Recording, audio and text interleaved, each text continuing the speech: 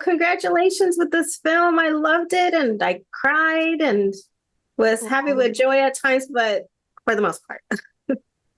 Thank you, You. Nancy. Thank That you so means a lot. much. Thank you. So I'm going to start with you, Nicole. What was it like to playing Roya, such an important female figure internationally? Yeah, it's a huge honor, and I definitely felt the responsibility. I'd never played a real person before. And so all my research up to that point is, either coming from my imagination or from picking the director's brain or the writer's brain as much as I can and creating this like inner world of my own. But there's so much about Roya online. There were TED Talks and interviews and stuff about crypto. And I mean, she's just done so many things, and she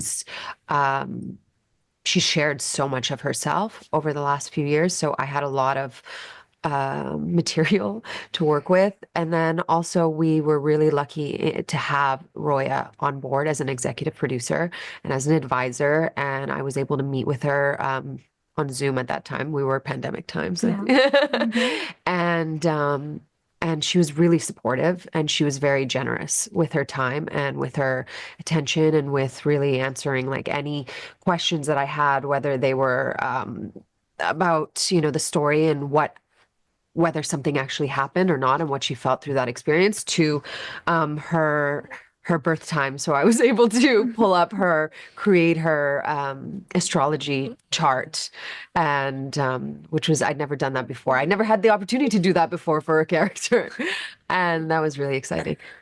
And for you, Amber, what was your experience in getting to play this role of a dreamer?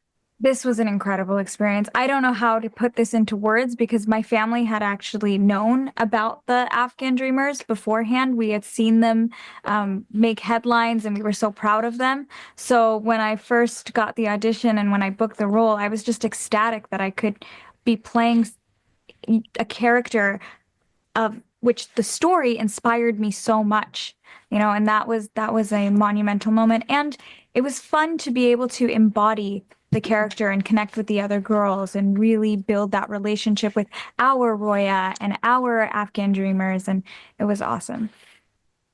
Now, you're taking us in this world, this other culture, which the puppy is so adorable, by the way. Sorry. It's She's okay. still a puppy, so I he was can not tell. happy, not in my lap. Needs attention, needs attention. Yeah. Tell me about bringing us into this world, this culture where, women are just kind of put aside, like not important enough to seek knowledge and education. Yeah, for me, the film does what a lot of movies often forget to do, which is show the women as being fully fledged dynamic women. They have ambitions, they have fears, they have hopes, they have struggles. And I think that that is so important to show Afghan women and girls in that light. And I think the film also showcases the accomplishments of women, which from Afghanistan, which is not something we often see, and paints Afghanistan in a colorful picture. We actually get to see the cuisine. We actually get to see the colors of the markets and of the streets and of the clothing. And that's not often found in Hollywood, on the Hollywood screen. So it's really exciting to be able to have a film that showcases Afghan culture in such a beautiful way. I think too, I'd like to add that there's two cultures we're dealing with in this film. We are dealing with Afghan culture, and we're dealing with STEM, robotics, tech culture as well. And so we had, there's like we had to get educated in two different cultures, two different languages. And just like we are kind of breaking stereotypes of what it means to be an Afghan woman in this film, we're also breaking stereotypes of what people in STEM and robotics and technology look like as well.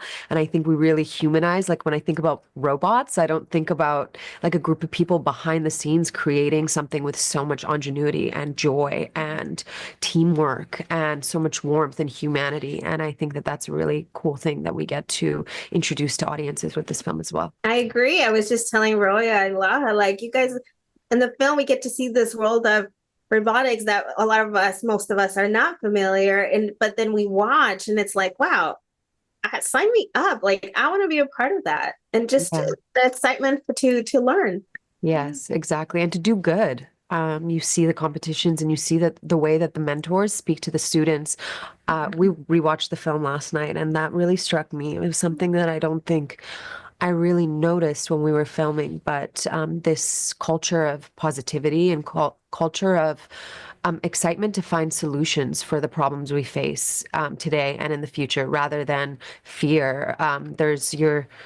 You still have agency. When there's education, there's agency, and I think that I that's love an that. amazing message we have with this film. Yes, congratulations. Your premiere was last night. Yes, It was. it was very exciting. Oh, and now bringing it to Hollywood. I mean, how do you feel to be representing in the film these women from Afghanistan that, you know, would end up just being like the title, like we said before, like dreamers? It's an honor, I think, is the best word that I would use to describe it. It is an honor. It can be very daunting, because you want to do the film justice and you want to do the girls justice, because in reality, they are so brave, they are so intelligent, and they are just so incredibly passionate about what they do. And I hope that that translates on the screen. But we actually had one of the real Afghan dreamers watch it at the premiere yesterday, and she loved it, and she really spoke such high words about it, and she connected to certain scenes, like there's garage scenes that she connected to, and that just warmed my heart. That made it all like sigh of relief and excitement and joy. Yeah, I think that I know for me, I feel starstruck around these girls and women and what they've achieved and how courageous, smart, beautiful, they are. And so to have them be able to watch, like, our dear sister who watched last night, she said she felt emotional to watch her story on screen, and things she hadn't thought of. The way that you tell a story, dramatic telling of a story is different than how it feels in real life. And to watch it, I think that it's they can feel really proud of themselves. I hope. I hope they are, because we are proud of them. Now, I did cry. There was a few parts. So you getting to watch the film again, did you get that same sentiment? Because I have a feeling you may have. I cry every time. I did. And my sister was sitting next to me and she bawled her eyes out. And a lot of people feel that emotion, but every time I watch it, I tear up, just because you see that these situations that we see on the screen, that was their reality.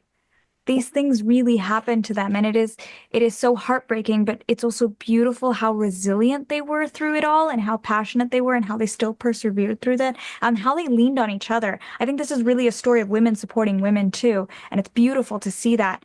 But I do cry every time. I cry tears of joy for the team and being able to make it to how far they were able to, and I cry tears of sadness because of the realities of Afghanistan at times. Yes, yeah, mostly it was tears of joy. So for those that'll be watching, okay? Well, thank you so much for your time, and congratulations again. Thank you Thank so you much. so much. You're welcome. Thank you. Bye-bye.